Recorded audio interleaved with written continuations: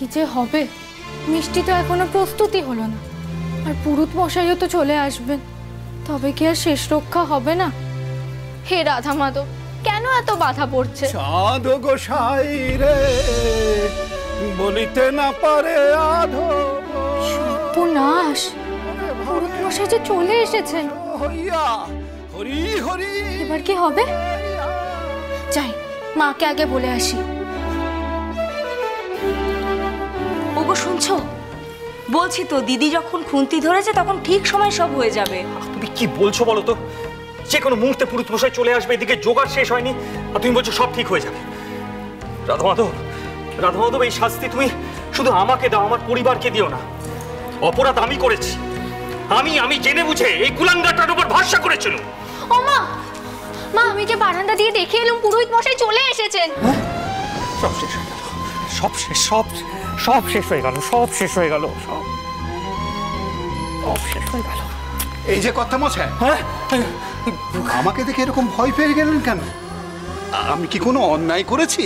না পুরুত মশাই, আপনি কোনো অন্যায় করেননি। অন্যায় করেছি আমি, এই কুলাঙ্গারটাকে মিষ্টি দায়িত্ব দিয়ে। রাধা মাধব নাকি তাকে স্বপ্ন দিয়ে কলকাতায় গোপালভোগ খেতে চেয়েছে, সেই মতন তাকে মিষ্টির বায়না করতে কলকাতায় পাঠানো হয়েছিল। এত বেলা হয়ে গেল, গোপালভোগ তো কোন ছাড়, একখানা মিষ্টিও এসে পৌঁছয়নি। পুরুত মশাই, এবারে পুজো কি করে হবে? আপনি বরং আমাকে প্রায়শ্চিত্তের বিধান দিন। হ্যাঁ, সেই ভালো। কত মিষ্টি চলে এসেছে। হ্যাঁ, বলিস কি?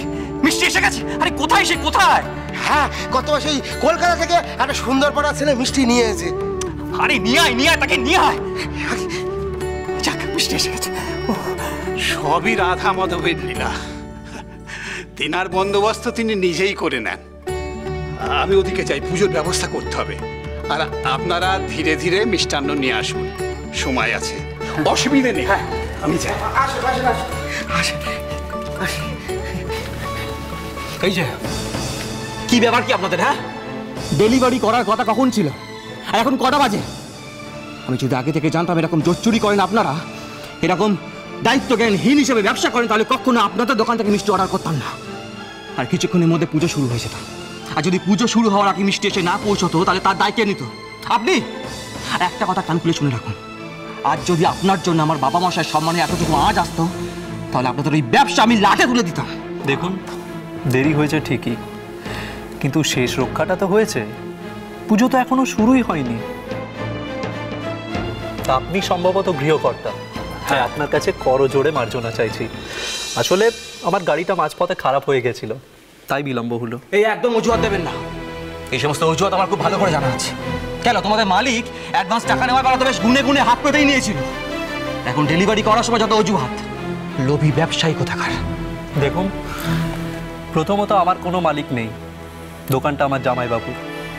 দ্বিতীয়ত আমি কেবলমাত্র তার সাহায্যের জন্য এই ডেলিভারির দায়িত্বটা নিয়েছিলাম। তাই আপনাদের যদি কোনো অগ্রিম টাকা পয়সা সংক্রান্ত ব্যাপার থাকে, সেটা ওকে জানাবেন। উনি এত খারাপভাবে কথা বলছেন কেন? মানুষটা তো বললেন গাড়িটা খারাপ হয়ে গেছিল। তবে হ্যাঁ, ডেলিভারিটা যেহেতু আমার কারণেই দেরি হয়েছে, তাই তার দায় আমিই নিলাম। তাই প্রাপ্য বাকি টাকাটা আপনাদের আর দিতে হবে না।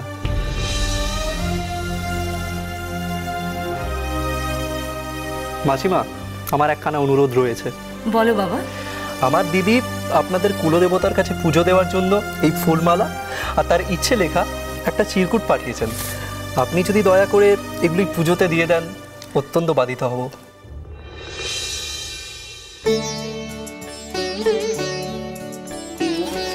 আসি। প্রভাত কুমার মুখোপাধ্যায়ের বউ চুরি, সোম থেকে শনি সন্ধ্যে 7:30টায়, আকাশ 8-এ।